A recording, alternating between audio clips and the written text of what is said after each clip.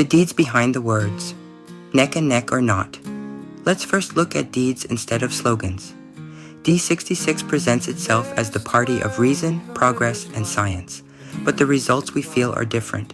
Higher bills, stalled construction projects, pro-Palestinian activism on universities, and a double standard on climate and freedom. D66 defends the climate with grand words and even bigger budgets. Tens of billions are put in circulation for an alleged temperature reduction of 0.000036 degrees. That doesn't even look impressive on spreadsheets. In reality, it's barely measurable. A symbolic gesture paid for by the citizen. Meanwhile, the Netherlands is told to fly less, leave the car at home, and turn down the thermostat. And what does Rob Jetten do himself? He flies with hundreds of guests to Spain to celebrate his wedding, a private choice, of course. But to voters, it feels like double standards. One rule for D66 officials, another rule for citizens. According to the CBS, in 2023 and 2024, energy prices reached record highs. Households paid more, small and medium-sized businesses paid more, and the promised compensation vanished into a web of conditions. Meanwhile, billions flowed into a climate fund, money that seldom delivered anything directly for citizens.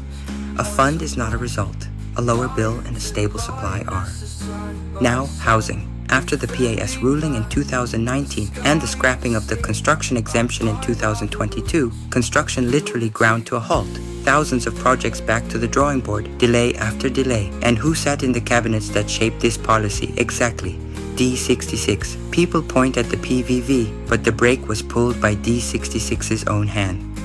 There's also reason for concern on safety. On the motion to have the EOKM, the Expertise Center on Online Child Abuse, actively track down child pornography, D66 in 2018 voted against as the only party. The motion passed. That is a verifiable fact. The rest of Parliament voted in favor, but D66 did not. Crisis after crisis, corona, housing, asylum, energy. D66 was at the governing table every time. Every time there were more rules, more burdens, and less predictability. Citizens feel it daily, in their wallets, in their homes, in their trust. Progressive and inclusive, the campaigns say. Yet within the same party, we also hear religious conservative statements about LGBT rights. What then is the course?